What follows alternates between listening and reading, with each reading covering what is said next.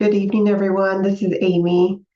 Just wanted to let you know that we are now streaming live on YouTube.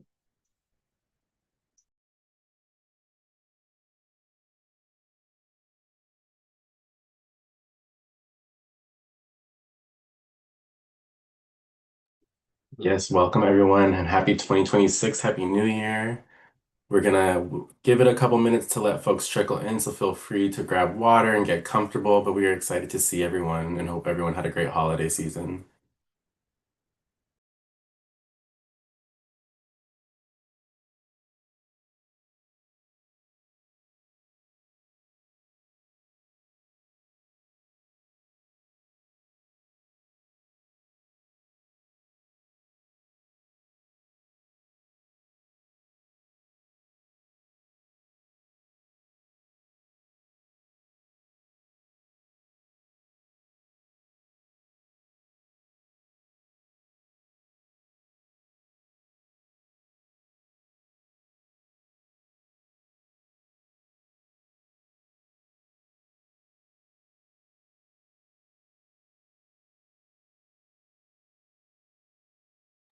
I see folks coming in. Hi, Stacy. Hi, Tanisha.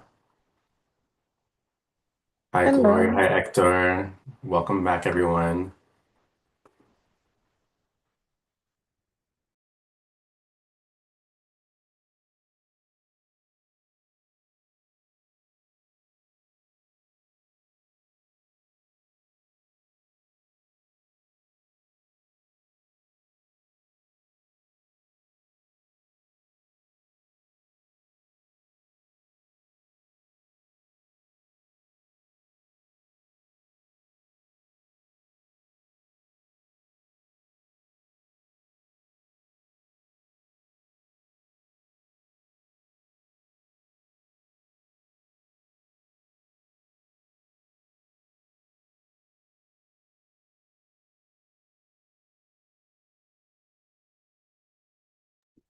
How's it looking, Sarah? Do you think wait a couple more minutes or you think we're good to start?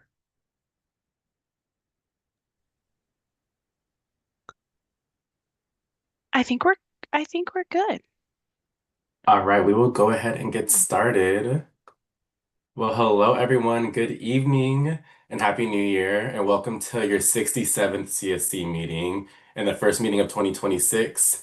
It's so good to see everyone, and we hope you all had a happy and safe holiday season. My name is Jared Zachary, and I'm joined by my colleague Amy Ramos, and we're thrilled to be facilitating tonight's meeting and are excited to really kick off this year. Before we dive in, I'll briefly walk through how we plan to spend our time together tonight. This meeting is really focused on setting the year off with several key updates. We'll be touching on urban greening and vegetative barriers, followed by quarterly air monitoring updates, and then we'll close out with the CERT measure implementation and outreach updates. As always, we welcome your feedback and questions, so please feel free to use the chat or raise your hand to speak, and we will hear from you. Before moving into content, we'll start with a quick review of the meeting logistics. And while this is familiar to some of you, a refresher is always helpful, especially as we ground ourselves into this new year. So if you are joining by phone or audio, we suggest that you link your phone. You can click the unmute button, the caret that's right next to it, and select switch to phone audio. You can then either select the phone call or call me option, and you can use your phone as audio. Again, please update your screen name. To change your screen name, you'll click on the top right side of your picture or video. For CSC members, you should use the convention CSC and first name, last name, such as CSC Jane Doe. You would do R first name, last name if you are a CSC member and a resident. Note that, like Harder and Company, we are here to help you with your screen name and we use this for attendance, so feel free to message any of us and we can help out. All other participants, such as members of the public, their air district, are CARB. Please use first, last name, and then affiliations, such as Jake Smith, AD. And just again, reminding folks that this helps us keep attendance, helps us with the stipend program, and so we really appreciate you all updating your names.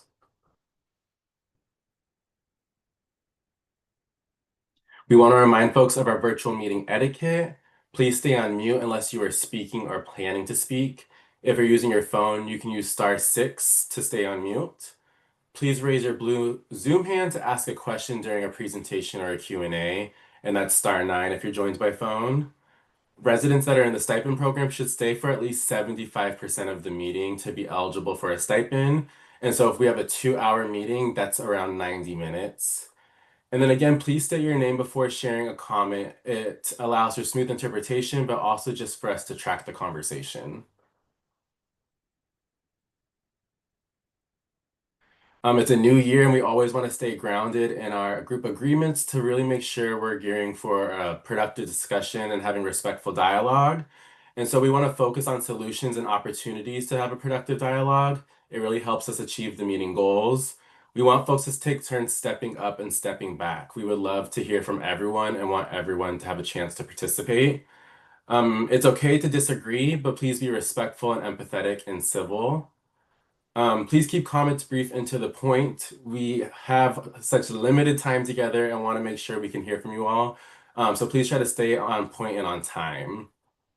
Again, we're here for common goals, and so we want to respectfully challenge ideas or outcomes and make sure that we're attacking the problem but not the person. And then lastly, we want to seek common ground by building consensus and finding shared values. All of you all are here because you care so much about the Stockton community and the air quality. And so let's keep that close to home as we're moving through tonight's meeting.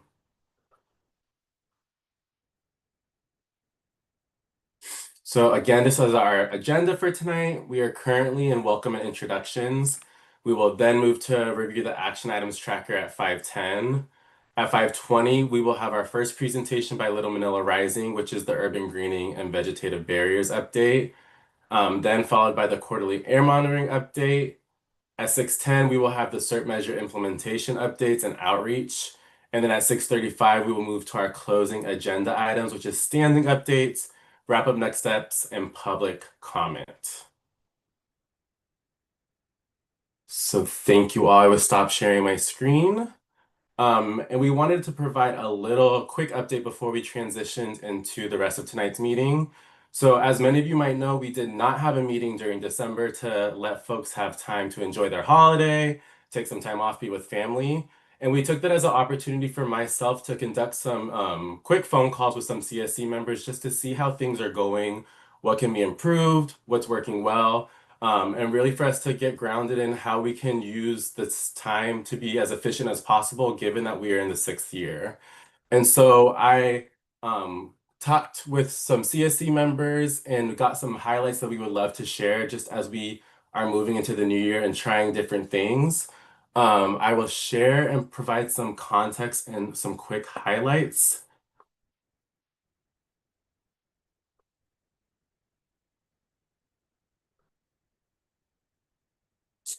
Okay, are you all able to see my screen? Perfect. So over the Christmas break, I thought it would be helpful for me to connect with CSC members, really just to do a temperature check on what's working well, where is the room for improvement. And so I called, Jared, I'm sorry, this is Margot. Can you make it a little larger? of course, thank you for flagging that. Is that better? Thank you, that's good. Well, no, now Okay, a little bit better, bigger now. let me see if I can zoom in on the key points.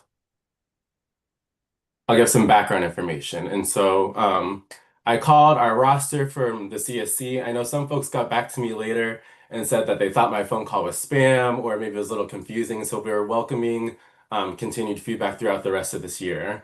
But I was able to talk with 7 CSC members just to really get some insight on what feels like it's working well and where can we kind of like reconfigure things this year. And so some quick highlights is that overall, folks feel like the meeting structure and facilitation is really helpful. Folks highlighted that the facilitation feels strong. They feel like there's respect from their peers. And overall, the access to information, reminder calls, the materials, and the stipend program really helps with being able to engage with the meeting. When I asked for some opportunities on where we can improve, there was a lot of feedback about accessibility. And so folks brought up increased accessibility around technical information.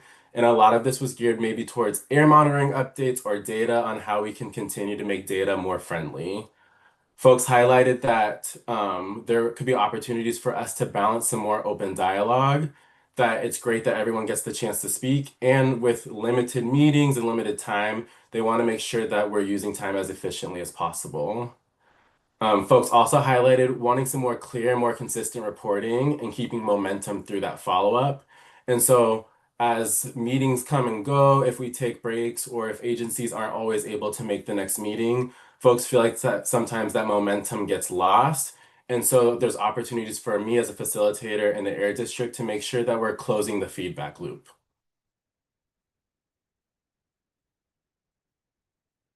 We also heard some feedback about just continued transparency, especially given the current landscape that we're in. Folks are seeking consistent communication and accountability from the Air District, but also partner agencies. Related to that, folks really want to know what the impact has been from AB617 so far. You all highlighted some of the great work that's been done in the community, and there was this feeling of, yeah, that money went to do this, and what happened with that? We're wondering, like, what was the result of that? And so the Air District is looking for more opportunities to make sure that they're closing that feedback loop as well. And then again, as the CSC is looking at the 6th year in the CSC meeting structure, looking to improve ways that we can make sure that there's more shared decision making between you all as CSC members and the Air District. And then I also took note of topics that folks are looking forward to hearing about this year, which is things such as tree planting, enforcement gaps, permit monitoring, need for impact evaluations, and concern about complacency.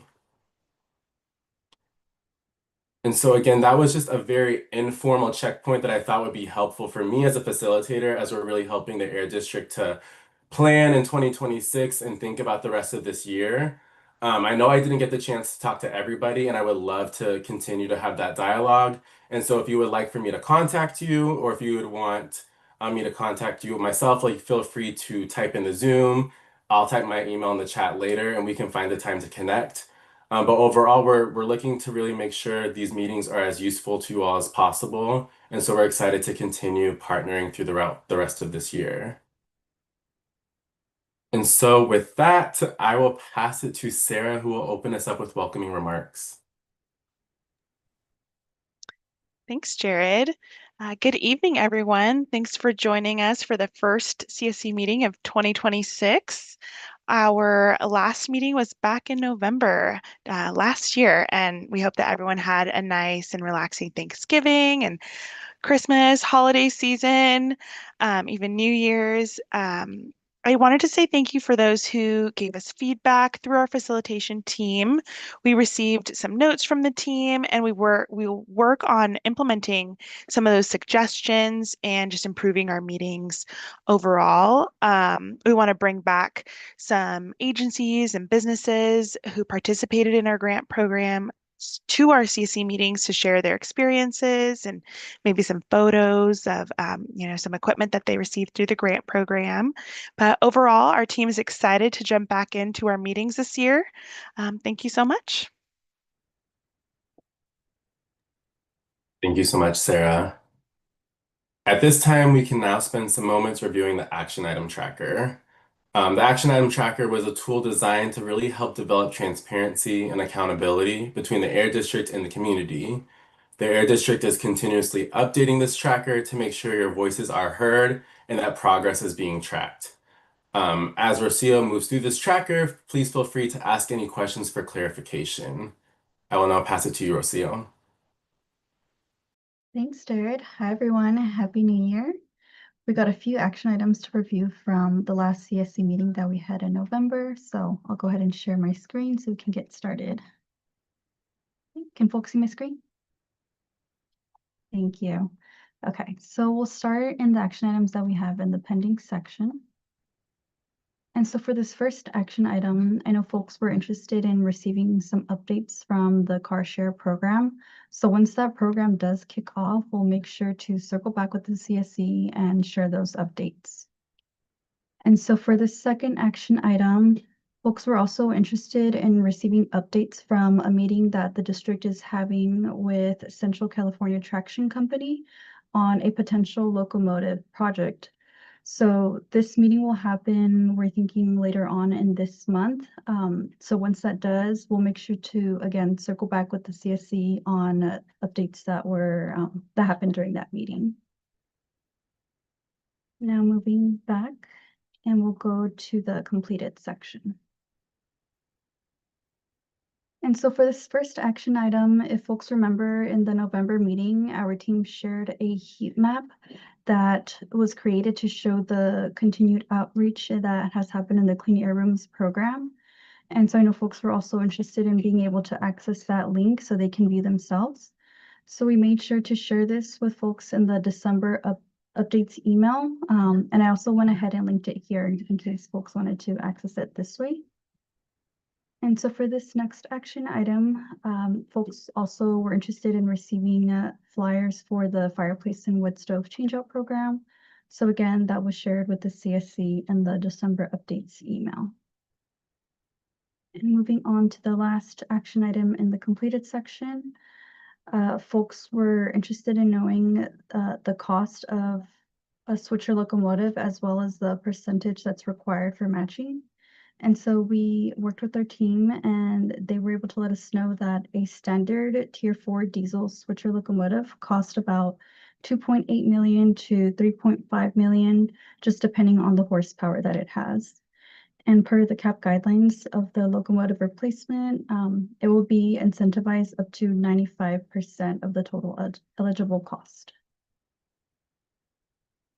So going back up, and we'll go to the last action item in the comment noted section.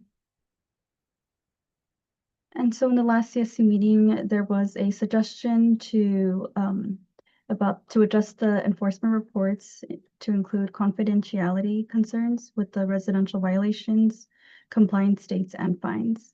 And so we took note of this comment and shared this feedback back with our compliance team, and they'll be taking this under consideration. So that's the end of the action items. I'm happy to pause here and see if anyone has any questions.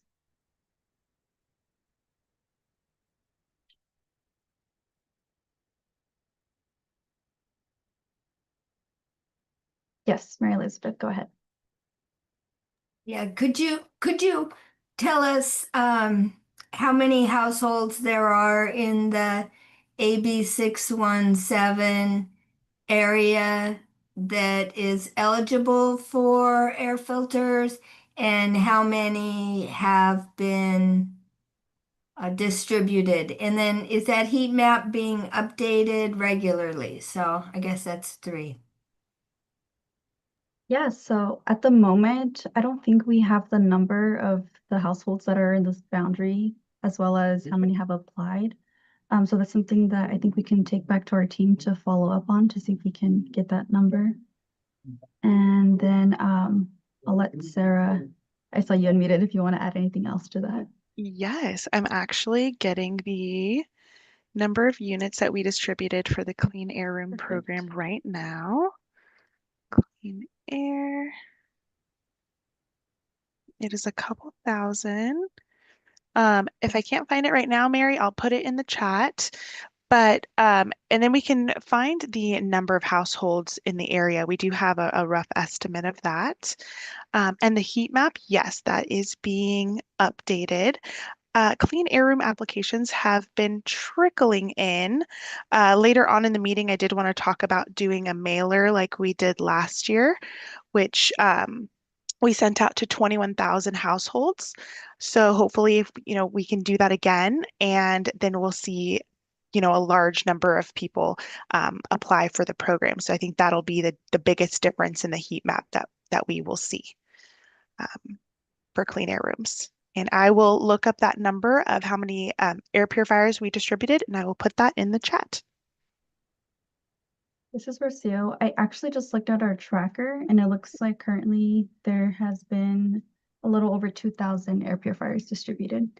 And I'll actually also drop in the chat the link to the CERP tracker. So in case folks want to ever pop in there and see the status on any of the CERP measures that we have. Thank you, Rocio. So about 10% of those eligible have actually received it overall. If you send out 21,000 flyers and about 2,000 have gotten them. Is that correct? Yeah, of those who we sent out, yeah, it would be about 10%. We do know that there are a little bit more households in the boundaries because when we sent out the flyer, we sent it out to zip codes that are fully in the boundary.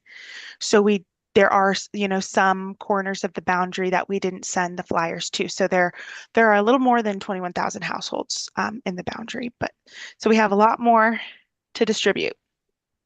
Yeah, so I would I'd like to see, some kind of outreach meeting that would fit for everyone's needs, not during the day necessarily, that we can all start participating more, and finding more ways, and to get this out. And I will say, that I've been working on the schools, and there's a big disconnect, right, between talking to the school people, providing flyers, and then people even taking the flyers, but then not the follow through. And so I would really like to see you all had such a great response on the mower. I'd like to see a big distribution of air filters. Like that we can have an air filter event, that people can just come and get their air filters because all they need, right, is just some ID with an address on it, and you check the address, and then that's good to go. So anyway, we got to do better on that. Thank you. Thanks, Mary. We can Harder and Co. Maybe we can plan on doing an outreach subcommittee meeting, like Mary suggested, at a time that works for everyone to strategize. Yeah, thank you for that question, Marina. Yeah, thank you, Sarah and Rocio, for your answers. And yeah, I'm hearing an action item of, I know we're talking about outreach as well later in this meeting, but an action item on an outreach meeting, preferably probably later in the evening, so folks can be available to get that input. And so we will make note of that. Thank you, Mary Elizabeth. Any other questions before we transition into our first presentation? Well, thank you all for the questions, and thank you, Rocio, for walking us through our action items. We can now transition into our first presentation, which is the Urban Greening and Vegetative Barriers agenda item. So as a quick refresher, last year, Little Manila Rising was awarded funding for urban greening and vegetative barriers projects. Before any planting can begin, these projects require substantial preparation, which Little Manila Rising has been actively working on and will provide updates on today. While there are many planting initiatives in Stockton that are outside of AB617, tonight Little Manila Rising will present specifically on the two measures that they were awarded last year. As Little Manila Rising presents, please feel free to raise your hand or share questions in the chat. And with that, I will turn it over to Nico from Little Manila Rising. Good evening, everybody. Nice to see you. Happy 2026. And thanks for letting me hop on your call to provide some updates for you all on our projects. I'm going to start with urban greening. We are very close to finalizing our maintenance agreement form with Valley Air District. We're just like really touching it up with the right logos before it can be finalized.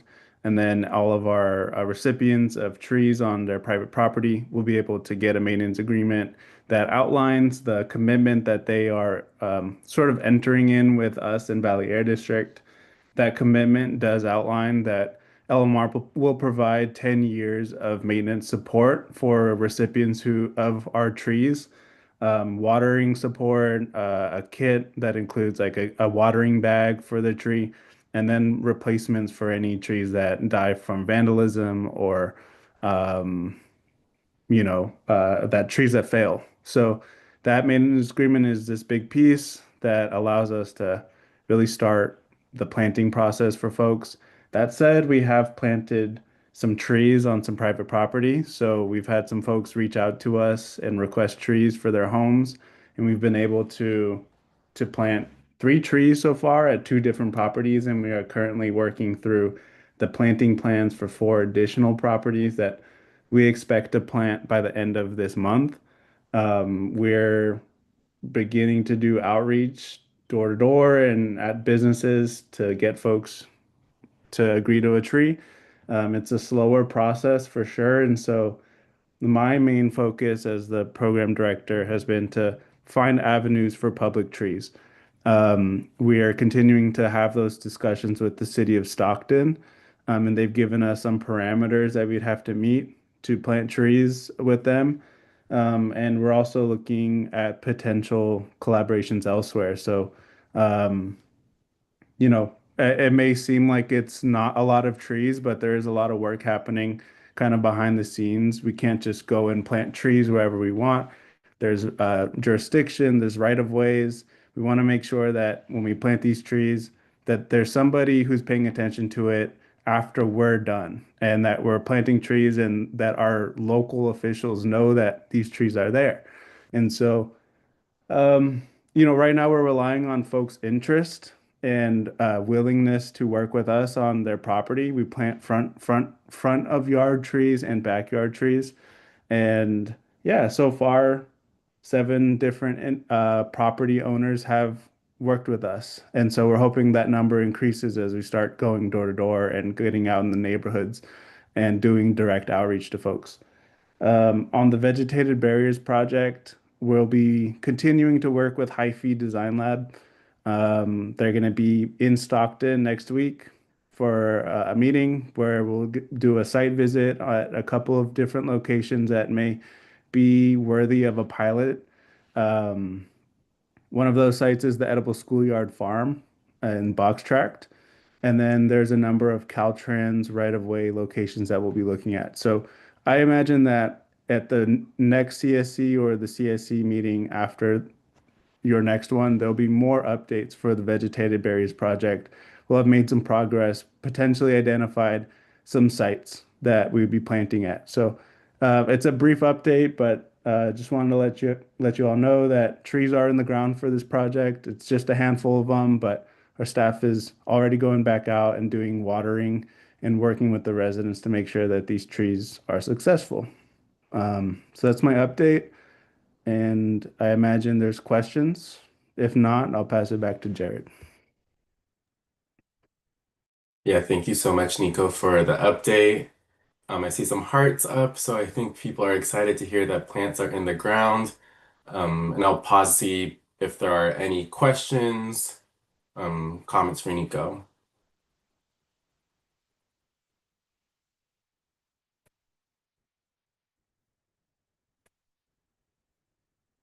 Not seeing anything in the chat or any questions.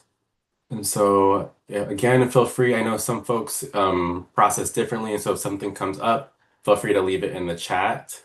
But yeah, thank you so much for the update, Nico. I think folks are excited with the progress, so thank you so much. Well, thank you, Little Manila Rising, for the recent updates. I think we can transition to our next presentation, which is the quarterly air monitoring update. As a refresher, the Air District provides these quarterly updates to ensure that CSC members receive the most current air quality data and trends of Stockton. Tonight's presentation will focus on quarter 3 of 2025, which is data spanning from July to September. During the presentation, please feel free to raise your hand, type in the chat, or come off mute to ask any questions. With that, I will now turn it over to the Air District. Thank you very much, Jared. Can everyone hear me okay? Getting some nods. Okay, great. Just shared my screen. Again, yes, we are going to be presenting on Q3. I know we're already into the new year, but as we're only 7 days in, we still are doing quality assurance and reviewing all of the data from the Q4. So we're just not prepared yet to present on that data. So we're going to be presenting on Q3. I think in a follow-up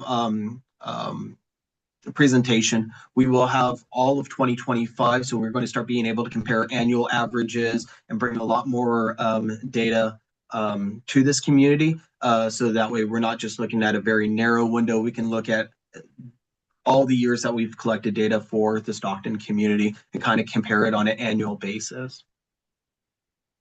And just getting started, let me see if I can advance. Okay. Here we have a map of where all of our monitors that we have deployed for the Stockton community are at. Something to note, earlier last year in March of 2024, we deployed a PM 2.5 monitor at the Taft Community Center. The Taft Community Center, or the Taft community in the southern part of the Stockton community, was highlighted as one of the areas that the community really wanted to monitor at. However, that took quite a long time, little bit of logistical challenges with different with the city versus the county and different properties and possibly the school district that didn't pan out for us to get that monitor out there. Since then, as of December, I think 23rd, we pulled the monitor that was at Little Manila. Little Manila Rising was great to work with. They helped us get into a site that was in that F quadrant of the community, so we were able to get some type of data out to the Stockton community. But as of December 23rd, we have officially removed that monitor, and F is going to be primarily getting all their PM 2.5 real-time data from the Taft Community Center. And again, usually we kind of share an image of like all of the different monitors that we have deployed in the Stockton community, but we just wanted to highlight something that was happening in Q3 and 2, I believe, was that we did deploy the air monitoring van at the Lindley House because the community did request some extra monitoring to be done in that Boggs Tract port area of Stockton. Just wanted to shout out again the Port of Stockton for working with us for getting that monitor out there. We were out there for several months. We already presented on some comparable data on our previous Q2 presentation. So if you're still interested in some of that data, you can look at that Q2 report that we submitted earlier last year. Sounds so weird to say last year. It's only been 7 days or so. But we do have that data available on that previous presentation, but we just still wanted to highlight that we do have an air monitoring van that we can take out and deploy where a traditional monitor is just not available. Brad, this is Margot. Sorry, I didn't raise my hand. So the monitor was temporarily at the Lindley House?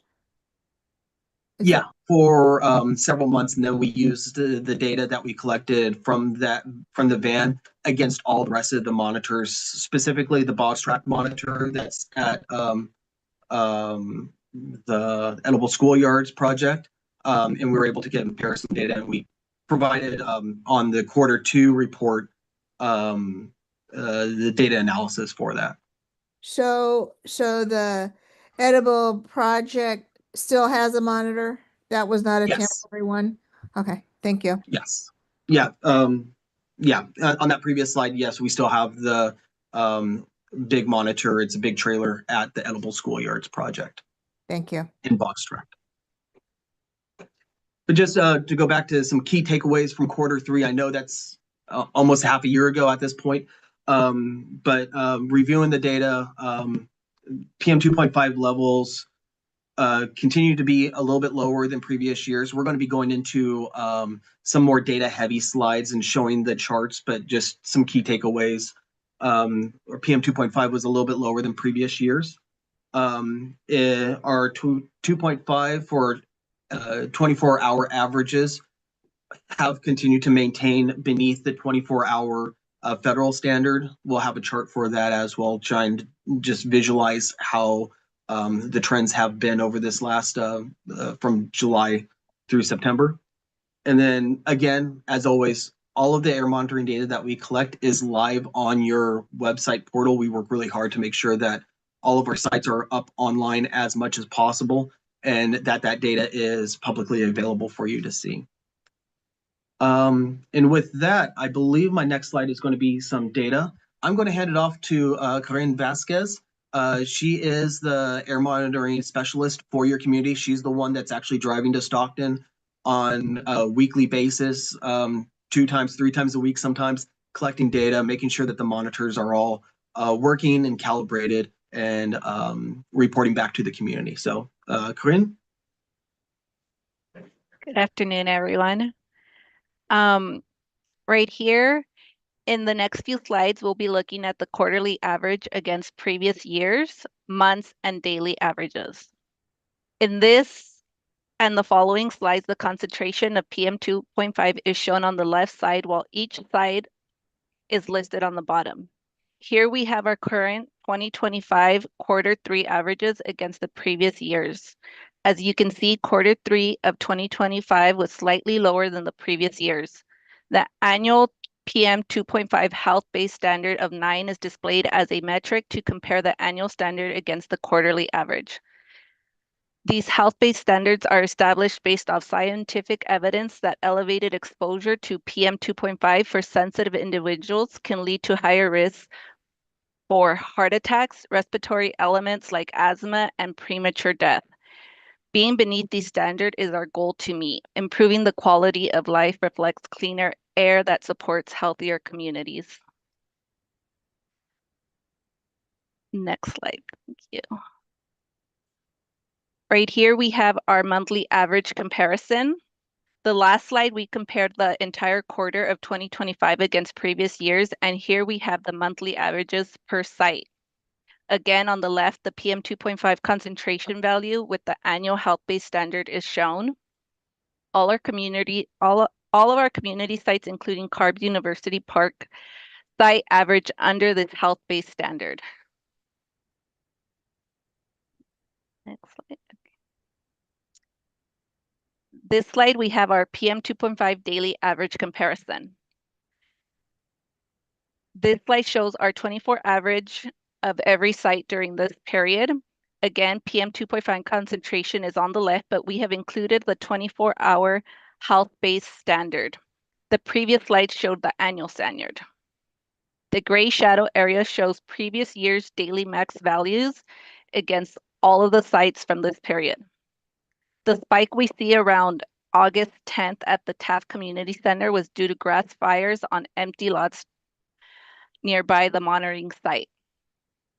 In both years, the Stockton community was under the 24 health-based standard, but in 2025, we had an increase of 38% of days in the good category, with 58 days out of the 92 days sampled in the good category. The good category means that outdoor activity is okay for all individuals, while moderate means that sensitive individuals should consider reducing prolonged and vigorous outdoor activities. I'll take the next slide, Corinne. Okay. So what's going on now? We're talking about what happened in that Q3. Everything looked really good. We did have that increase of good days versus our moderate days during that Q3. But we're in the winter season. Some of the things that happened in the winter season, I think we were all kind of experiencing in the last month or two, is an inversion layer. I don't know if you've seen it on social media or some of our publications as well. We get the low-hanging clouds across the Central Valley. It floods this whole area. And that inversion layer is just an imaginary layer that it's a temperature difference. It's colder at the surface than it is at the higher atmosphere. And the colder it gets, the lower that lid presses down onto the Central Valley. And this is a characteristic we have throughout the whole Central Valley. So all of our communities are impacted by this weather event because we all live in a bowl. The lower that lid gets, the colder it gets, the less amount of air we have to breathe. And so that will increase PM 2.5 during the colder months. We're experiencing that right now. As well as what's really good is when the weather comes by. When we have wind and rain, it helps clean up the valley. However, when we had those storms that just kind of came through, the front of the storm was really windy. And if there was areas that were dry, it kicked up the dust. So we did have some elevated PM10, PM 2.5 across the valley when those weather fronts were coming through. So those are some concerns that we always have, especially in the winter times, where we have the inversion layer is pressing down onto us. We don't have as much atmosphere for everything to dissipate into, as well as weather coming through. We want the wind, we want the rain. It helps clean us out the valley. I could see the mountains this morning. It was great. But before that, when it's all pressing down and the wind is coming through, it does stir up a lot of PM 2.5. And we did see some higher elevated values in Q4, especially in December when all those storms were coming through. At the fronts of those storms, because of the inversion layer, we did have some elevated PM 2.5. And with that, I'm going to kick it off, I think, to Cassandra.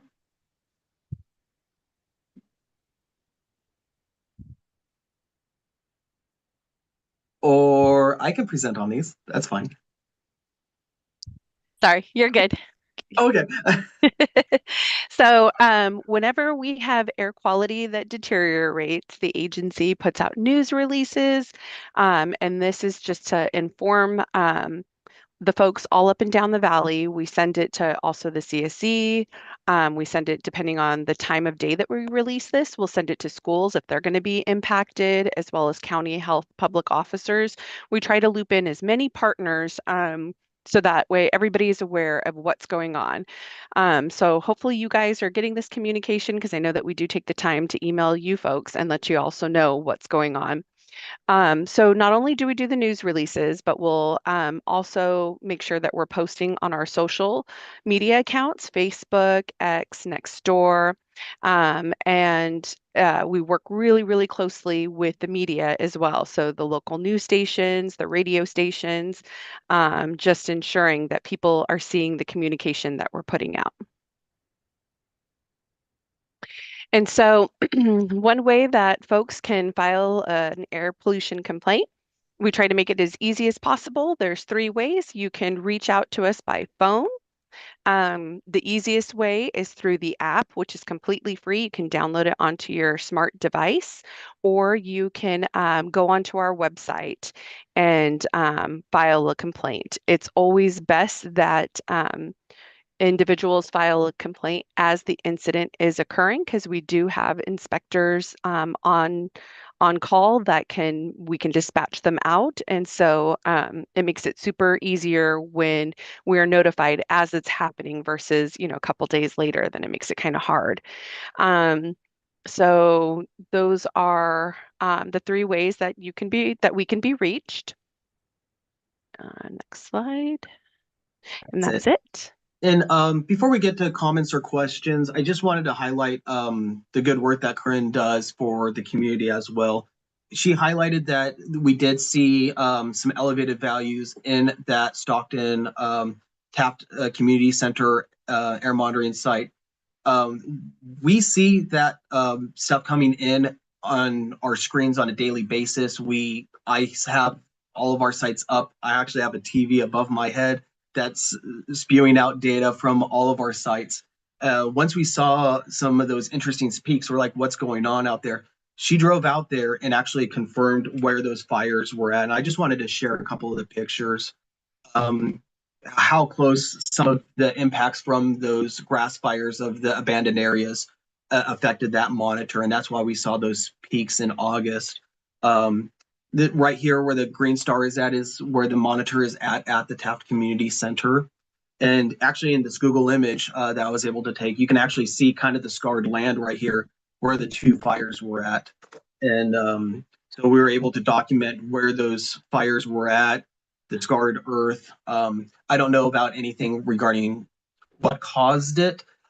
We were just able to go back out there quickly and document that, hey, we know actually why we actually had those increased values at the Taft site, because that was anomalous. We didn't see that spike at any other site during that time period. It doesn't change the fact that the instrument was working correctly and community members living in this area were impacted by the smoke from these fires. But we just wanted to highlight that, when we do see weird spikes, we do investigate. We go out and do our due diligence to make sure we understand what is going on in your community. With that, I'm going to stop share. I think Mary has a hand up, but I don't know if there's anyone in front or if there's any other comments too. I see your hand up. I'm going to read some things I saw in the chat and then pass it to you, Mary. But yeah, I just wanted to note that Nate said that he sees the emails and other distributed information and thank you. So it seems like that is reaching folks. And just wanted to note that there was some clarification provided in the chat about the Little Manila monitor being temporary, and now that the Taft monitor is installed and up and running, since the construction at the Little Manila Center. And so that was a question that Sarah answered in the chat. So thank you, Sarah. I will pass it to you, Mary. Thank you. So we get a spike there. The people are suffering from bad air, and that is attributable to fire. Now, the Taft is not a regulatory monitoring station, so it's only for our information and to inform our efforts. And so, one, is there something that we can do to enhance public outreach during that time? Because I do not believe that people really understand the effects of fire smoke. And then that's one thing, working with the fire department, about that, because they're aware. And, we have a lot of fires in East Stockton, that are made for heating and for cooking, and all kinds of fuel material is used. You see little like evidence of fire on a sidewalk, even, like melted up plastic, and, all of those go into the air. So that's one thing. And then the other thing is, I just want to clarify and, make sure that I'm understanding correctly. If that were to occur at a regulatory monitor, so now over at University Park, we have the regulatory monitor. So if fires were attributed to a spike at a regulatory monitoring station, would not that data be removed from the data set to show compliance with the Clean Air Act because it was a fire? When we had the fires, back, when we had a lot of wildfires, a lot more wildfires than we've had lately, impacts here in Stockton, that we were informed that all that data was taken out, anomalous, was taken out and not considered for regulatory compliance with the Clean Air Act. So I just like clarification on that. So just to go back to the first point, I would highly suggest if you can smell smoke, that your nose is going to be the best tell that you need to get inside. Make sure that you are if your air conditioner is on, that it's filtering correctly. Your nose is going to be the telltale sign if something is going on. For us, we saw this on our monitor, and so we didn't know if this was an anomalous at that point or an actual valid reading. So that's what required us to go follow up and do a further examination of the site to figure out what was going on. Was it an instrument error? Was it an actual valid reading? what could cause this value. So that's where we had to lead into. So that's why, Corinne went out there immediately, documented, took pictures, so that way we know that that was a valid reading for the people in that area. Luckily, when you're looking at a 24-hour average, it was still under the 24-hour health-based standard that is set for that. So there may have been 1 or 2 hours that was really bad, but as a whole, as the 24-hour average, it was actually not as bad, but it was definitely a different characteristic for the community because none of our other sites saw that same spike. If regarding the University Park, I don't know if anyone from CARB would like to speak on that, since that's one of your air monitoring sites. Shoot, I would like to speak on that, but unfortunately, I don't think we have anybody from our monitoring team here, so I'm not sure what the specifics that were going on that Hi, side. I'm here. Karina, Karina, yeah, with the Monitoring and Laboratory Division here at CARB. And thank you, Mary, for your question. In terms of excluding data, so that typically, there are very strict guidelines for excluding any data. And even if data is excluded, it is still publicly disclosed. But I do not work too much on the regulatory side. So if you need any more information, I'm happy to get additional information if you'd like.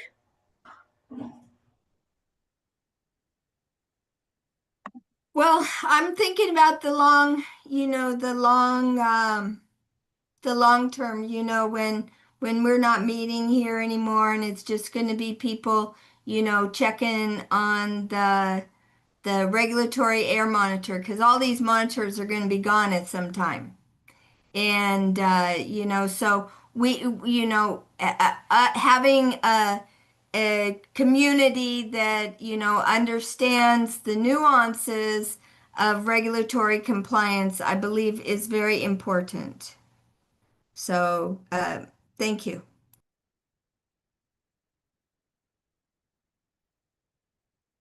Yeah, thank you, Brad and Karina, for answering that question. And also wanted to apologize, Mary Elizabeth, for butchering your name, Mary Elizabeth. So thank you for that great question.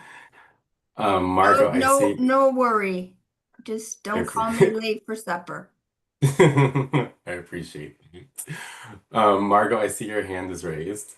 Yeah, hi. About the air monitoring, air monitors and them going away. We have a lot of money sitting stale, just kind of sitting stagnant and waiting for places. I wonder if we can, if the air district would reach out to the city and see if the city will perhaps continue the monitoring effort.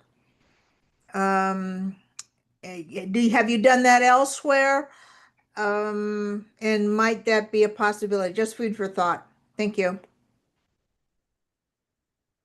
And that's including some of our, offering some of our extra money, perhaps, assuming we still have some. Thank you. Hi, Margot. Yeah. This is Sarah. Currently, with our other AB617 communities that are beyond their 5th year, we are still using those monitors. We're still maintaining them, and the data is still available for those AB617 communities. We can take that suggestion back to the team to talk about, keeping those monitors there long term, and get back to you all. Yeah, thank you. And maybe see if there's a connection with the city. I don't know if anybody from the city is here tonight, but kind of see where that might go. Okay. Thank you. Thank you.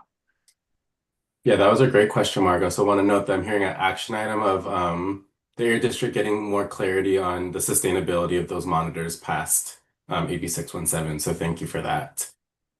I also see a question in the chat from Catherine. I would like to understand whether localized fires qualify as exceptional events where the emissions are not counted toward attainment. I can give that a stab. However, I am not on the regulatory side.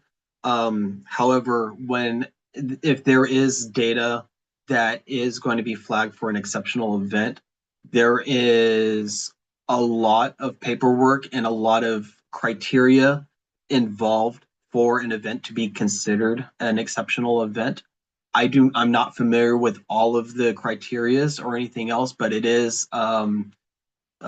worked between the air districts, the states, the EPA. There's a lot of agencies involved before any event, whether that's a massive wildfire or something else that is constituted as an exceptional event. I can't really speak too much more on that, but I know it's very a lot of work has to go in to meet all the criteria for that for any one event to be considered an exceptional event. For my opinion, but I'm purely on the AB617 side, community monitoring, pushing all this data to you, despite what would be an exceptional event or not. This is something that happened, like this little spike that we saw right here in October. It was something that we documented, and we wanted to make sure that it was highlighted and that we shared that information with this community.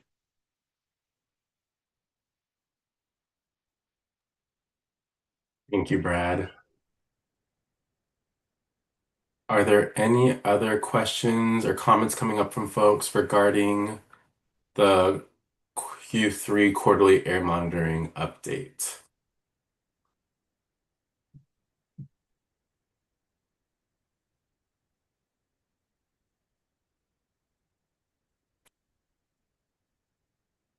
Well, again, if anything comes up, please feel free to type it in the chat, and we will make sure to get you connected to the right folks or come back with the right information. But yeah, thank you, Brad and Karin, for the presentation. And thank you, Carb, for hopping in as well and filling in some of those gaps. It is much appreciated. So thank you so much. Thank you all. Well, we can now transition to our final presentation of the night, which is the CERT measure implementation updates and outreach. As a reminder, the Stockton community is now in its 6th year, which is crazy to think about. Last year, the Air District shared some high-level overview of the CERT measure implementation by funding category.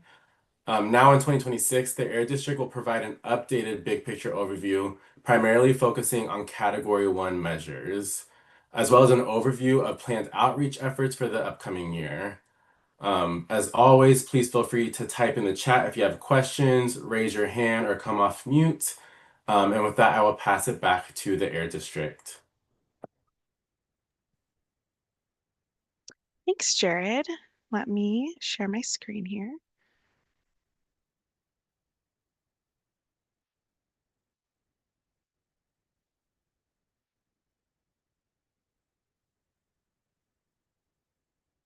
Do you see the presentation? Okay, perfect.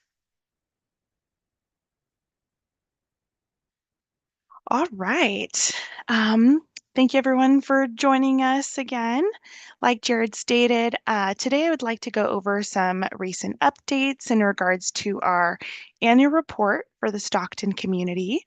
We also have Cassandra here from our outreach team who will go over the district's Healthy Air Living Kids calendar.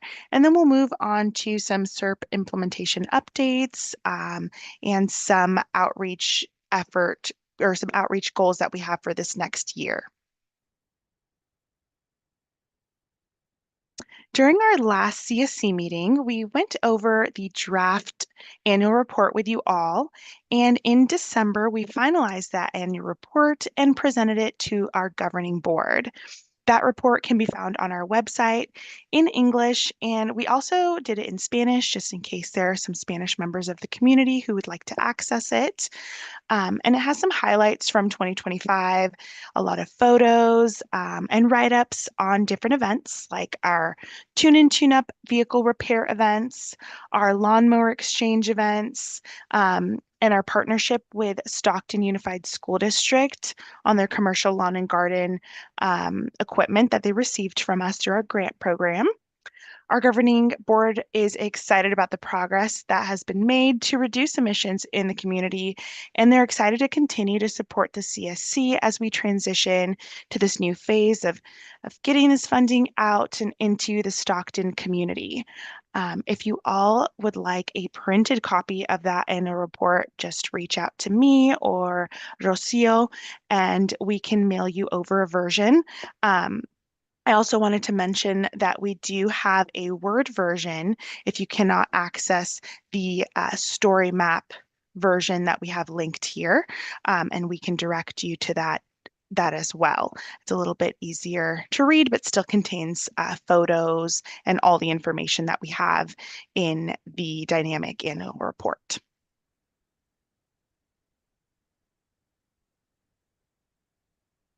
And now I'll pass to Cass from our outreach team to go over the kids' calendar. Thank you, Sarah. So this is a project that the outreach team is super passionate about and gets excited about every single year.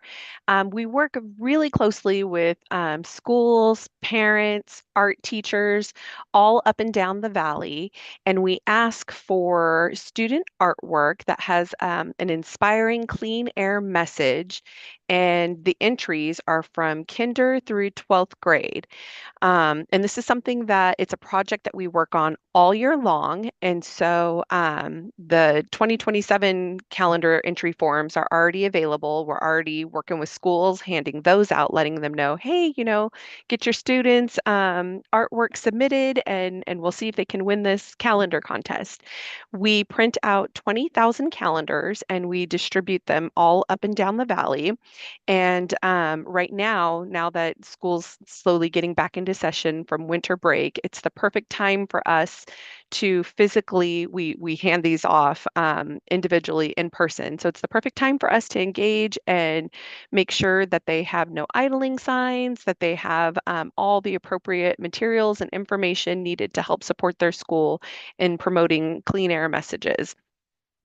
So yeah, it's a project that we're super passionate about. And this year we have two winners that came out of Stockton Unified and both out of AB617 schools. So on our cover artist winner, she's a 12th grader from Edison High School, and you can see the cover right here on the screen. Absolutely beautiful artwork. So that was the first winner. And then the second one, if you can switch the slides. The second one was a 10th grader from Weber Institute. And again, just the artwork is amazing. And so we give these out for free. So if you guys are interested in one, let us know. We'd be more than happy to mail you some. Or if you know that there's a business or some other partner you'd like us to send them to, we would be more than happy to get that distributed. Next slide.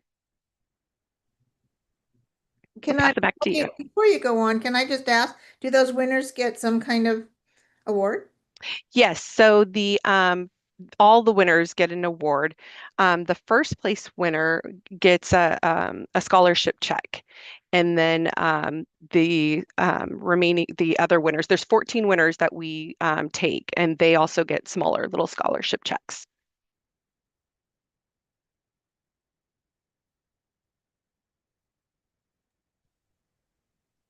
All right.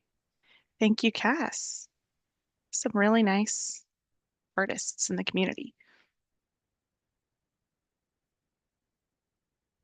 All right. This is a slide that we brought to you all back in November when we started to strategize how we're going to finish out the remaining incentive measures that are in the SERP. We categorized the measures into 4 different buckets. Measures that we want to continue working on, that have good momentum, that we want to, keep going, keep working on them until the funding is complete. Category 2 has measures that have a little bit of lower interest from the community and businesses, and their funds should be reallocated. Then we have measure 3, which are measures that we're going to give an additional focus to, kind of prioritize a little bit more, as they are high emission reducing measures such as locomotives and heavy duty trucks. And then the last bucket is we wanted to give ourselves the opportunity to explore some measures that currently aren't included in the SERP, but they are high emission reducing programs that can possibly be incorporated into the SERP if the community would like to do that. But today I did want to talk about category 1. And this category contains a lot of residential facing measures that, with some outreach and help with from our community partners, we think we can really get that money out into the community this year. Measures in this category include our residential air filtration program, that's the air purifier program, the vehicle repair and replace programs, our wood stove changeout program, lawnmower replacement program, and our electric vehicle charging infrastructure programs. So these are the programs that we wanted to focus on today and let you all know, what work we're doing to get this money out into the community. And with this slide, I'll once again kick it over to Cass from Outreach to talk about some of our plans for these measures in the next year. Thank you, Sarah. So for 2026 outreach efforts, things that we would like to continue to focus on is school and youth engagement. We're super thankful for the coordination that we have with Stockton Unified, local charter schools, private schools, and public schools, and we want to keep that momentum going. We would like to continue to do more classroom presentations, assemblies, so that way we can teach the students about air quality and the health impacts, keep them engaged. Also use the student calendar contest. As I mentioned, that's something that we work on all year long. And then take home materials as well as digital flyers through Peach Jar. Another component is health focus messaging. Again, expressing the importance of, monitoring air quality and what it means to one's health. We want to keep driving that message and partner with local clinics and community partners. And then also social media.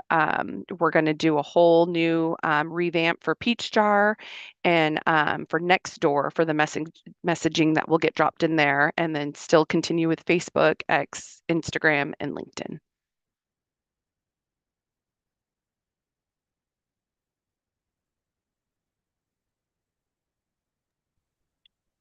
Thank you, Cass. For our clean air room, the residential air purifier program, we developed this heat map at the end of last year so we can understand where more outreach is needed for the program. As you can see, the darker parts of the map are places that need more participation. So that would be like the eastern part of the boundary. Some of the gaps that you do see, can you guys see my mouse? Actually, yes. Okay, perfect. Some of the gaps that you do see here and here, like this is a port, this is a lot of industrial areas. But we do see, some residential areas that do need a little bit more outreach to get air purifiers into the community. Please let me know or let Cass know if you do know of events that are going to be in these areas of the community so we can see if our outreach team can attend those events to promote the program. We also wanted to remind you all that community organizations can apply for a mini grant to do clean air room outreach within the community. So if there is a community organization that you all are a part of or that you know of, let them know. We would love their help with doing this outreach, and then we do have a mini grant to help support their efforts as well.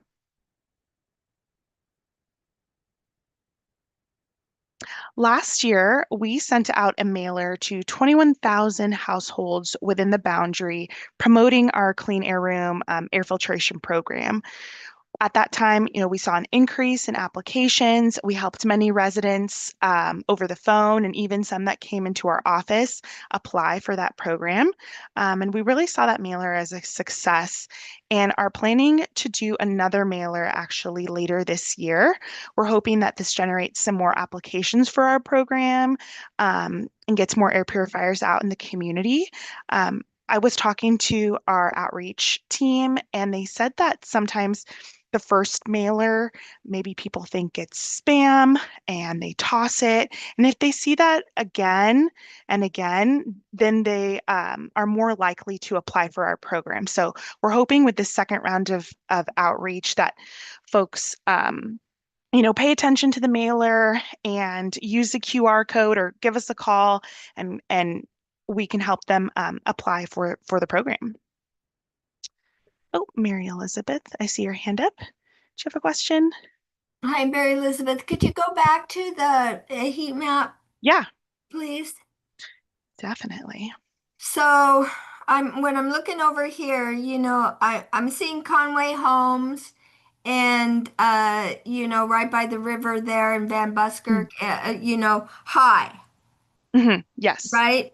And then, the same also, for just like attention for City of Stockton, support of community events that I recently had to review.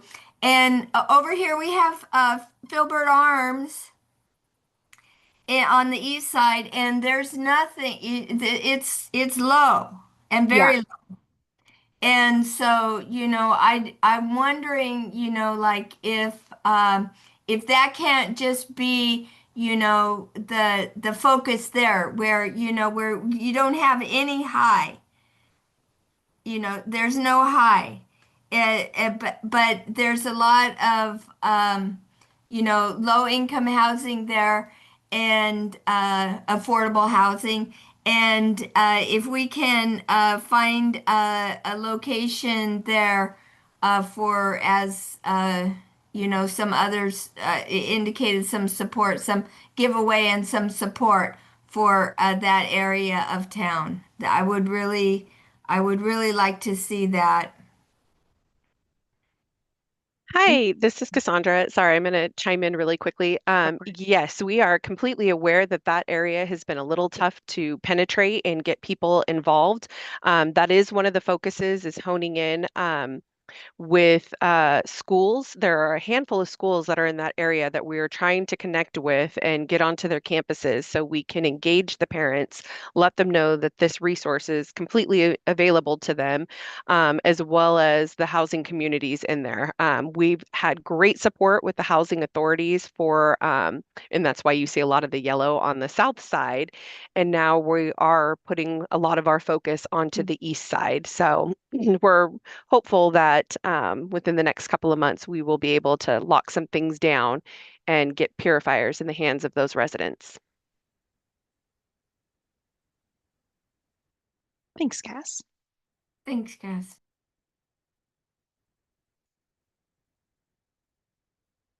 All right. And then this is, Marco, you were asking about the postcard in the chat.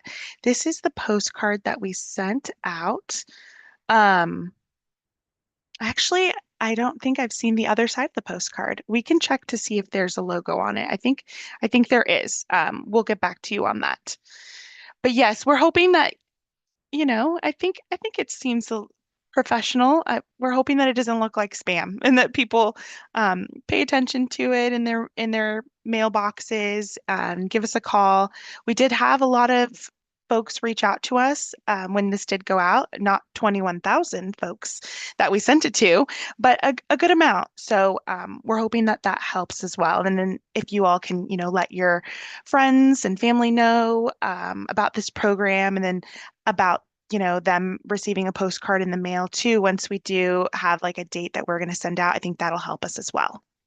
Yeah, this is Margot. I understand. I don't trust anything. So, I think make it look as official as possible, if that can be. Thank you. Hi, this is Cassandra. Margot, you are spot on. And we did notice that after, we had sent this postcard out, there were a handful of events that were taking place, and a lot of them all said when they would come and engage with us that, yeah, we did get that flyer. And we're like, great, did you fill it out and did you get your air purifier? And they're like, no, we thought it was completely fake and didn't trust it. But being there physically, they were like, okay, but now that we know it's real, we'll go ahead and go through the process. So again, as mentioned earlier, we realize that there is a little bit of untrust, and we know that that's a hard hurdle to get over. But our goal is to really focus on that east side and try to get to events, school events, so that way we can be kind of the boots on the ground and face to face and let them know that it's real and then get them signed up.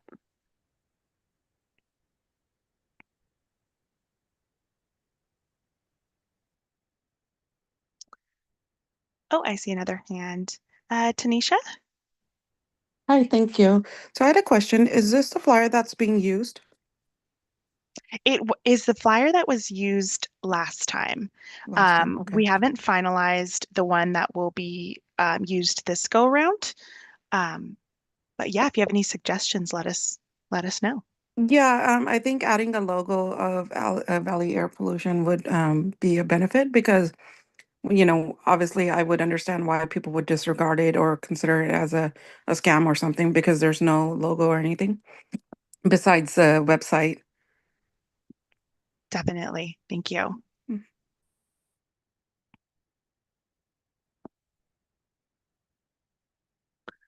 All right. We are also going to start outreach on the Clean Air Rooms expansion program, which will provide the air purifiers to childcare centers, daycares, senior living centers, and nursing homes. We have 12 locations so far on our list, like St. Mary's Community Services, CMC Respite Center, El Concilio Early Childhood Development Centers, and other senior living facilities and childcare centers. If you have other recommendations, feel free to email them to myself or to Rocio, and we can put them on our list to call to see if they would be interested in air purifiers for their centers.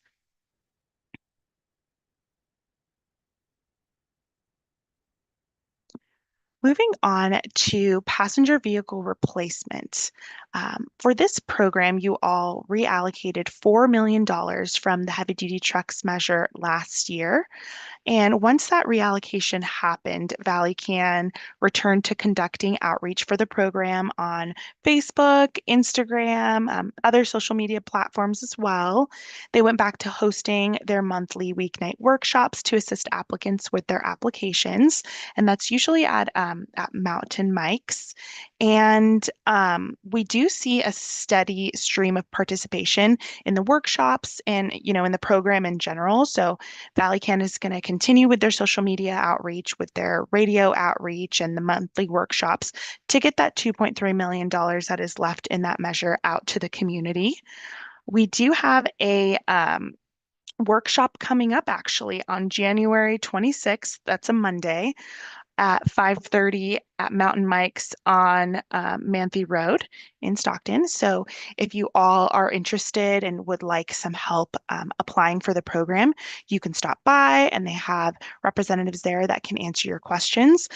Or if you know of somebody who's maybe interested in the program, they can always call, or email, but I know some people like more face-to-face interaction, so they can definitely attend that workshop in January. And if they can't, get to that one, we'll have one in February.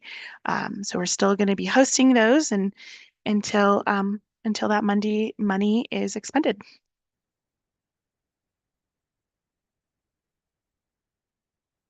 On that, this is Margot again, sorry. Yeah. On that note, can we kind of really monitor that closely? And when it gets close to being expended, we have other money and we might want to reallocate again. And we don't want to have to then wait another like 4 months to get it restarted or something. So just kind of maybe a flow through concept, just kind of keep an eye on it.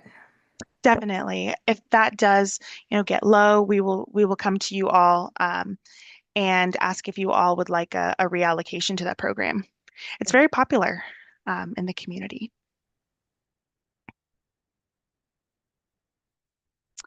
And as for the lawnmower exchange grant program, the grants team here at the district is working with ValleyCan to secure a date for an additional lawnmower exchange event in the Stockton community in the springtime. Once we get an official date, we'll inform you all so you can let your friends and neighbors, or even if you would like to replace your own gas mower, so you can sign up and attend that event. We're thinking before summer, so ideally the springtime, because summer gets really hot. And we do, have folks line up in their cars, and we would like them to, to not have their car on, maybe turn it off so we don't have idling. And that's a hard ask in the summertime. So we're hoping to get that done in spring, and we'll let you know of a date when that is finalized. We have about $400,000 left in this measure, which will allow us to replace about 800 mowers in total. Historically, at our ValleyCan events, they have replaced about 350 to 400 mowers. So if that many folks sign up again, we can do that. And we will still have money left over in the SERP measure for those who are in the community that want to replace their mower through the traditional route by buying the mower that they would like and submitting for reimbursement. This is helpful for folks that maybe have a conflict on the day that we have the event.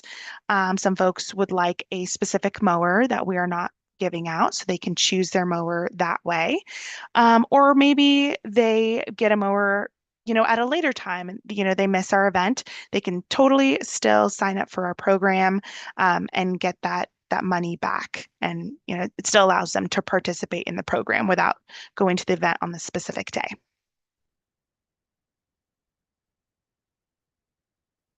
And that is all for my SERP updates.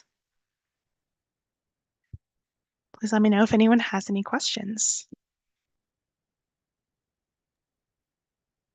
Yeah, thank you so much, Sarah, and thank you so much, Cass. Any questions for them regarding the CERT measures, outreach? I know a lot was covered, and a lot of things are moving and shaking this year, so I want to see if anything is coming up for folks. I see your hand raised, Hector. The floor is yours. Hi, just real quick about the lawnmower exchange. Were you looking to have a new location or following up on a location that you previously tried? We were going to stick with the Stockton Fairgrounds if they have availability. It is a really large venue that has worked in the past. But if you all know of other venues that can accommodate hundreds of cars, we are open to suggestions.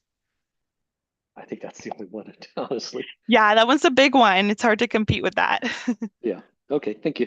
Yeah. Thank you, Hector.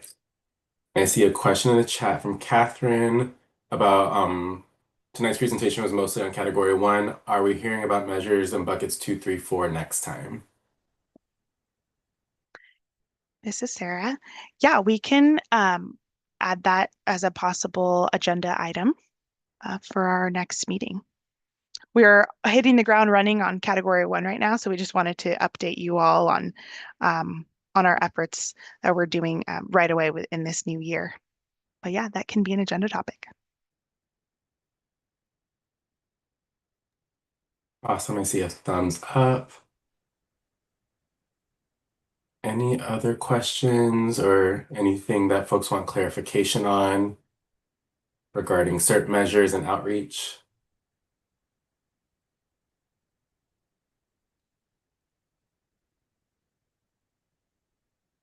Well, if nothing is coming up, feel free as well to type it in the chat, send us emails. Again, this is an ongoing conversation throughout the duration of the year. And so, yeah, I encourage folks to continue to give their Air District feedback on ideas that you think might be successful with outreach or anything that comes to mind. But thank you so much, Air District, for giving that update. I think I see one last comment from Gloria. It would be great to have the CERT measure discussion for the following buckets to happen in person. That's a good idea. That would be a good conversation for the next in-person meeting. Thank you for typing that, Gloria. I think that's a great suggestion.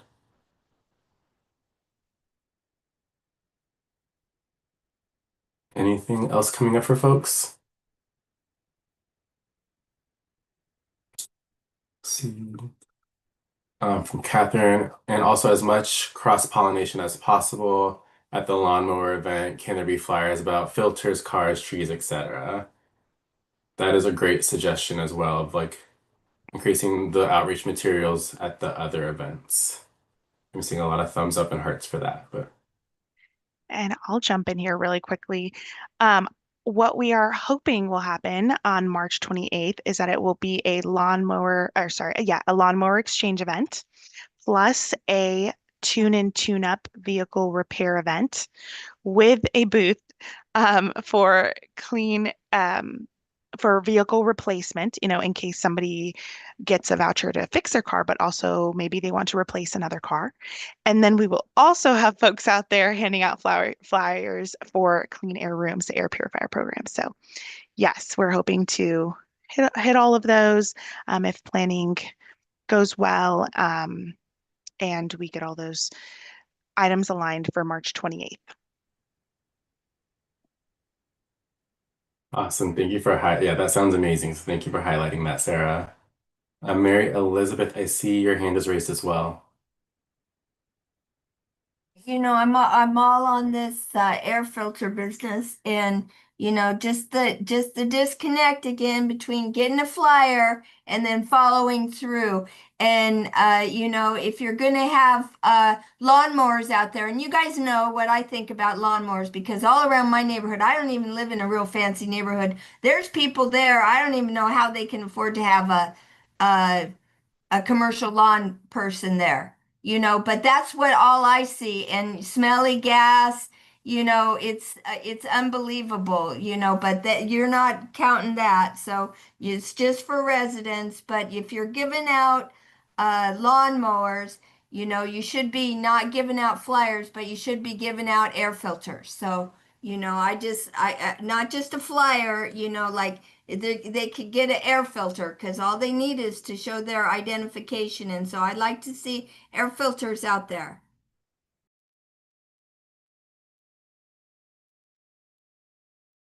And let us know, and we should be out there helping too. We need to be engaged and active members of our community, so that when issues come up, we can work together. Thanks, Mary. That's a great suggestion.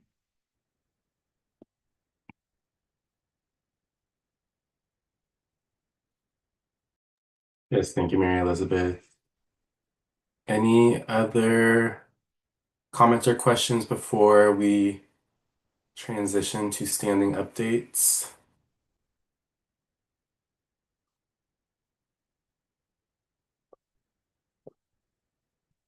Awesome. Well, thank you, everyone. I think, yeah, I'm hearing such great comments, such great questions. And I think a lot of great, like, tangible suggestions for the Air District to take moving forward for the year. I think it's been a great meeting so far, so we really appreciate everyone's engagement and feedback. A great start to the year. So at this time, we can transition to our standing updates. We saved a spot to receive updates from some of the present agencies. So as we go through the agencies, please feel free to ask any questions in the chat after updates are completed. I know it's the top of the year, but we can see if anyone has things that they want to plug. And so I'll start with CARB. Is there any standing updates from CARB? The only thing I can think of is that we have reconstituted our consultation group, which is our multi-stakeholder group where there's academics, community-based organizations, public agencies, air district staff, on an advisory panel to help guide our program. So we've had 2 meetings already, and we're having a third coming up in March, where the group is going to be hopefully solidifying their charter. So when we get more information on that meeting, I will share it to the air district. So if anybody wants to attend, you're more than welcome. Yeah, it's virtual and in person in Sacramento. And I think that's it. I don't know if Karina has anything from the monitoring side. No, nothing from the monitoring side, but thanks for checking in. Thank you, Brian and Karina. And I see Mary Elizabeth, your hand is raised. Hi, so they selected me to be on that committee, and I just wanted to let you guys know that I was like a rock star on comments. So I read their charter, I read it and, provided comments. And so now they're going to have an ad hoc to work through those comments. And hopefully we can have some more people that are available to attend those meetings and to provide comments. And of what's working and what's not. And thank you, Jared. I think that we can, be more active. And one thing that I heard in both the convening that some folks here attended over in Livermore and at that meeting is that different community steering groups are organized differently and they have different levels of community involvement.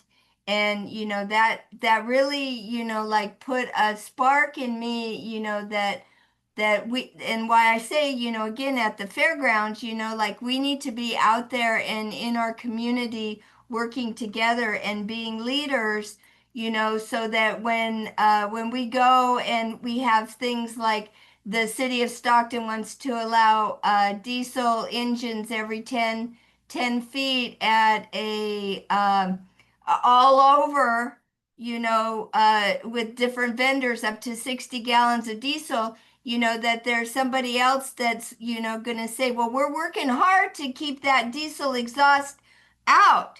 Why are we doing this? And, it just can't be a few activists that go to, city meetings. We need to be working together to making a difference in our community in terms of planning and outreach. And I'd like to just say one thing. I've been working, Katna Evans over there, she brought up at a climate action committee, the general plan. And, right there in the general plan, it says that the city of Stockton is going to be working, to develop more capacity in the residents to understand and participate in the planning process.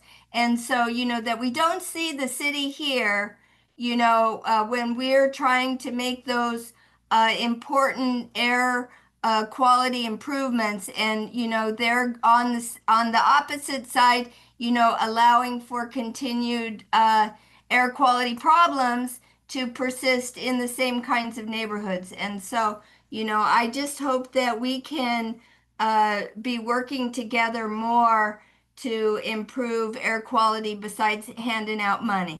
So, and I guess that's what they want to hear when I'm going to these meetings because Brian can attest I'm like a broken record, and I'm gonna just keep on keeping on doing what I was put in my heart to do. Thank you.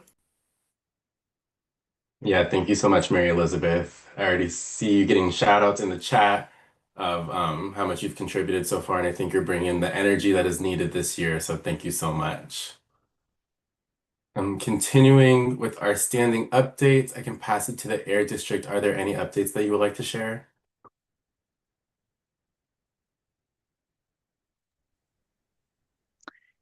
This is Sarah. No updates on our end. Just a reminder, you all will be getting a calendar in the mail from us soon. We just sent them off today. And then if you do want other copies, or if you know of an agency or a business who would like copies, just reach out to us and we can mail them some. Thank you. Thank you so much.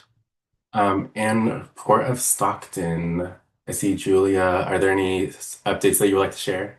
Yes. Hi, everybody. This is Julia.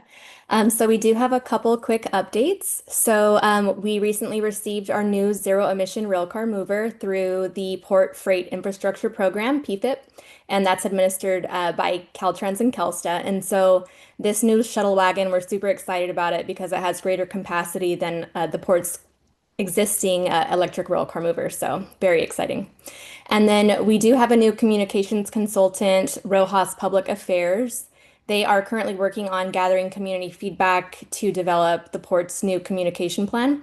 So within the next couple of weeks, you will see a link to that survey in our newsletter and on our social media, and we will make sure that everyone in this group also is able to give feedback on that. And then we are kicking off our first tour of 2026 this Friday with a group of 55 attendees from the California Women of Agriculture. And so we're excited about that. And then, as always, if anyone in this group would like to come out for a port tour, please reach out to Jeff and myself. And then our Bogs Track clothing drive is still going on. It's been a great success. We've been able to deliver several truckloads of clothes to both Washington Elementary and the Bogs Track Community Center. And then just over the last couple of weeks, our port tenant BWC Terminals donated 70 winter coats to the students. So that's a coat for about half of those students. So that was awesome. And so thanks to everyone that participated, and we are accepting all types of clothing still. So if you're cleaning out your closets and would like to participate, please reach out to Jeff and myself. And then also thank you to those who were able to come out to the holiday party at the Lindley House in December. It was a great way to end a wonderful year with you all. So looking forward to 2026. Thank you. Thank you so much, Julia. Sounds like so many exciting things happening in Port of Stockton, so thank you. Before we transition to our wrap up and next steps and then public comment, want to see if there's any other agencies that were on that would want to give a brief update before transitioning to next steps. I see your hand raised, Nate. Yes, can everyone hear me? Yeah, I'm using my computer mic and not an external mic. Okay. I have 3 big updates about public transit in Stockton. And since motor vehicles are the #1 cause of air pollution in the state and throughout most industrialized countries, public transportation is always a potential big help in reducing air pollution, except we never usually get the levels of service needed to attract great ridership. But I want to mention that RTD, coming up on, I believe it's January 25th, which is Sunday and then Monday, there's 2 big service improvements they have every year, and this is one of them. But the significant point I want to make is RTD is going to go back to full service routes on weekends. Way back in October of 2009, because of then severe budget cuts, RTD had to implement special, shorter, straighter routes called 700 routes. And they only covered about 40% of or 60% of the territory that the regular weekday full service routes covered. But coming up at the end of this month, RTD is bringing back full service weekend routes with hourly frequency. The combination of full service routes with hourly frequency on weekends is something that RTD has not had for about 30 years. So this is a major, major deal. Also, RTD has created a new committee called the Citizens Advisory Committee. They're forming it now. And then I'll send out more information on this another time. I'm actually creating a separate transportation advocacy group of my own called Friends of RTD and Transit, but I will also branch out into intercity bus service and other various things. But I just want to mention, though, that this expansion of weekend service for RTD is a really, really big deal. So instead of having about 600-700 routes only on weekends with the BRT expresses, you have the BRT expresses and approximately 12 or 14 full service routes also operating on weekends. So that's going to be a major, major opportunity for people to use public transit on weekends here in Stockton.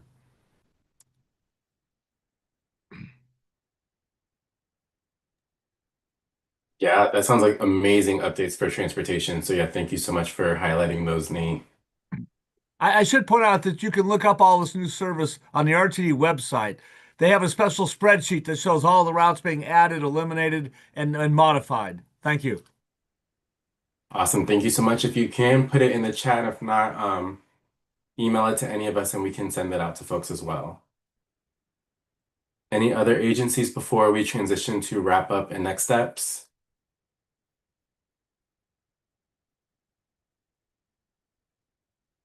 Well, thank you, everyone. It's super exciting to hear all the great things that agencies are doing, especially at the top of the year. And so we look forward to hearing how all these events are going and for future updates. At this time, we can transition to talking about our next meeting. 1 second. Yeah, so thank you all for engaging in such a thoughtful conversation to help address Stockton's concerns around air quality. This feels like it's just been such a great, productive meeting with a lot of momentum to start the year.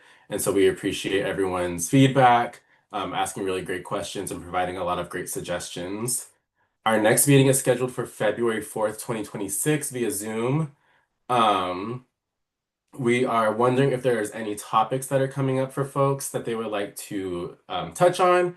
Their air district is proposing bringing the Q4 air monitoring updates, an update on non-incentive measures, CERP measures such as outreach, planning, and compliance. And also the air district is hearing the feedback and wants to have opportunities to bring in businesses that have received funding, past agencies that can really highlight the impact that's been completed. We've also heard in the chat that folks are looking forward to hearing about the other CERT measure categories, which feels related to what the Air District was planning in terms of outreach, planning, and compliance. But want to pause to see if there are any agenda items that are coming to mind or any hesitation on the ones that the Air District are proposing.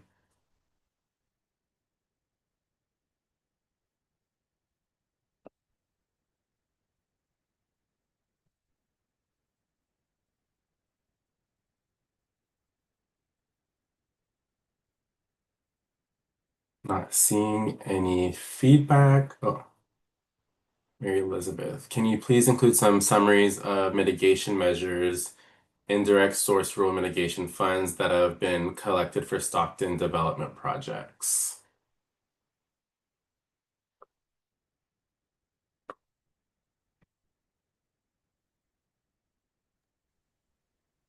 Mary Elizabeth, do you want to say a little bit more about that?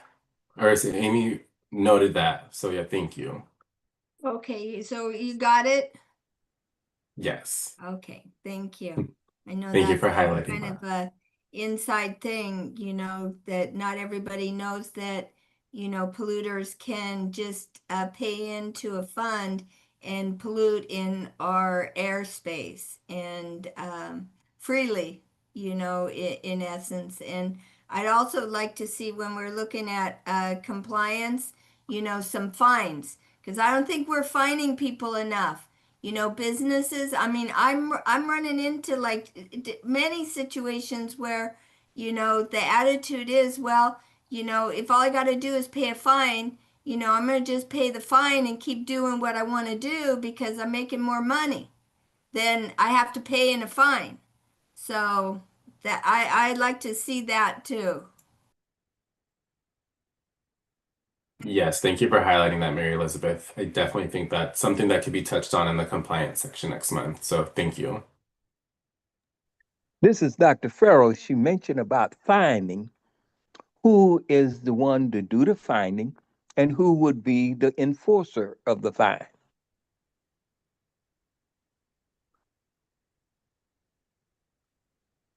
We can make sure that discussion includes all of those answers. Dr. Farrell, this is Amy. Thank you. Yeah. Thank you for your question, Dr. Farrell. And yes, we will make sure that that's included in next month's presentation.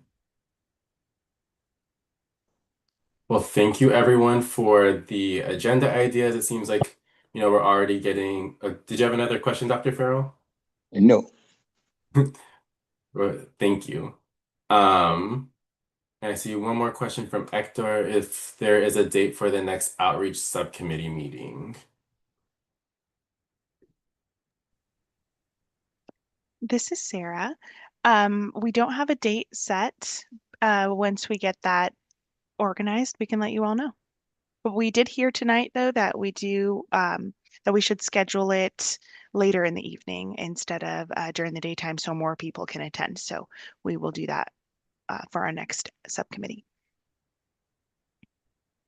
Thank you for that question, Hector, and thank you, Sarah. Well, thank you everyone so much for such a great meeting, so much good feedback.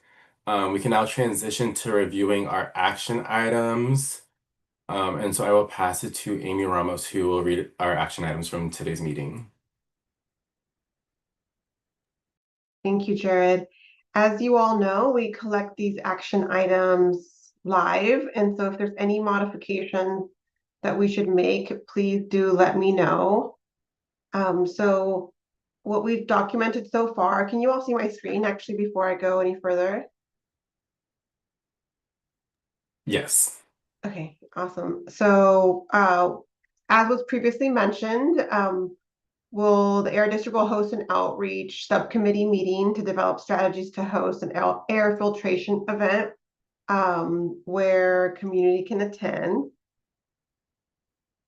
The Air District to provide clarity on the sustainability plan for the air monitors installed as part of AB617 beyond to 2026. So for example, will monitors continue to operate beyond 2026?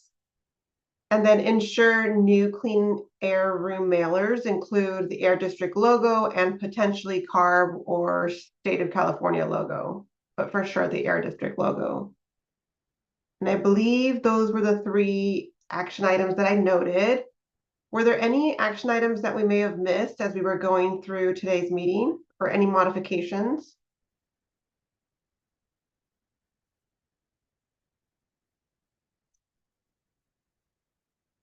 Gloria, go ahead. Thank you. I was just interested, for the sake of time and being mindful that this is our 6th year, I would like to figure out if there's a way the CSC can receive some optional dates for our in-person meetings. If we're having any, I like to know in advance. I think it will be highly beneficial for all of us to have that as an anticipation. And if we have the opportunity to even suggest some dates for when these meetings could happen, even better. So yeah, that's my action item as a request. I'm not sure if anyone else here in the CSC feels similarly. Yeah, so how does it sound if I write it as select optional in-person meeting dates and receive feedback from the CSC? That sounds good. Okay, because there will be an in-person meeting this year or this fiscal year for sure. So before June, the date hasn't been selected. So I'll turn that into an action item. Thank you for that, Gloria. Any other modifications or suggestions at this time for action items?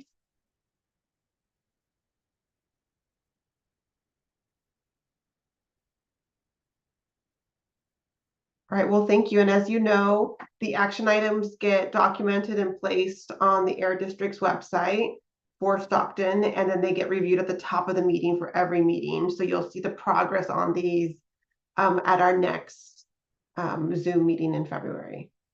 I'll pass it back to Jared now. Thank you, Amy. And thank you for that question and suggestion, Gloria. I think that's really helpful. So we are now at the end of our meeting. And so before we transition to public comment and open the floor to any public members, wanted to pause and see if there was any last announcements that folks wanted to share before we opened it up to the public.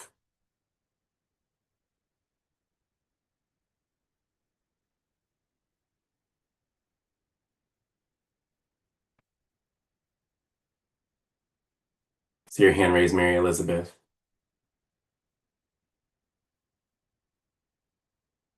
Hello, I don't have Mary Elizabeth. I don't have a particular date, but the city of Stockton is engaged in a climate action plan update, and I would encourage folks to look at what the city is having in supposedly that there's going to be a draft plan that's available. Right now they're looking at, maybe 30 days review period.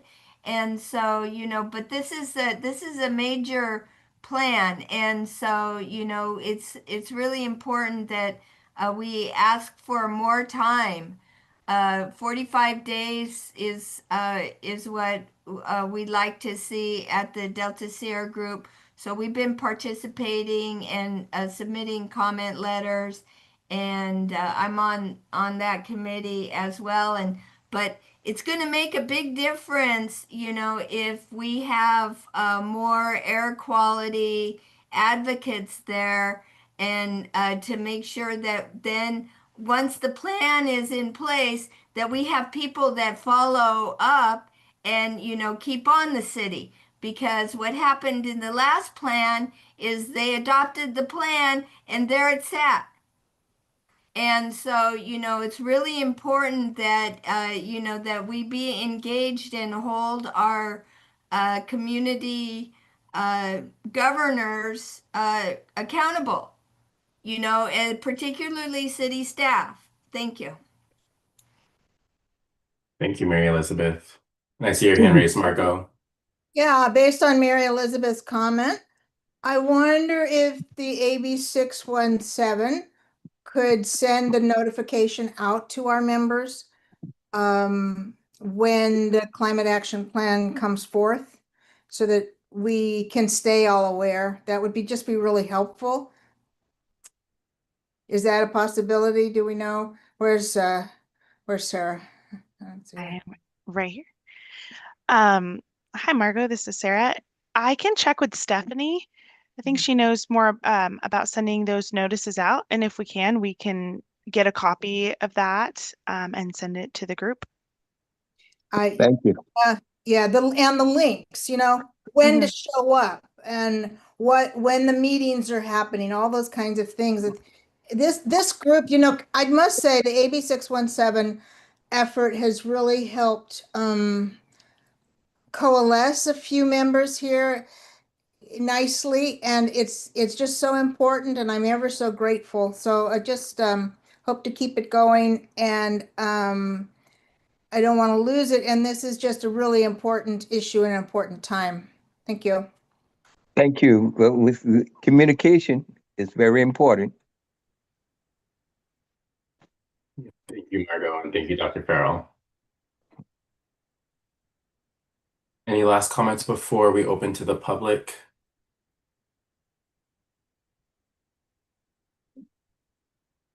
Well, again, thank you for everyone's input and suggestions and the feedback. It is super helpful.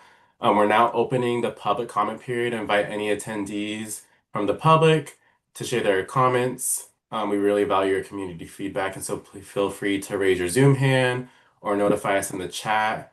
I'm wondering if, Amy, you can see if there's any comments on the live. But now general public comment is open if there's anyone from the public.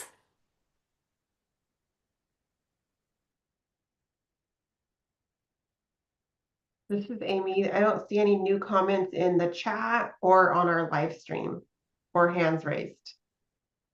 Awesome. Well, not seeing any public comment. We are at the end of our agenda, and so thank you everyone for such a great first meeting of the year. It feels like there's a lot of momentum in the air, and there's been so many great things shared, great feedback, and great things down the line for the year. And so we're thankful for everyone's effort and discussion today, and we will see you next month on February 4th.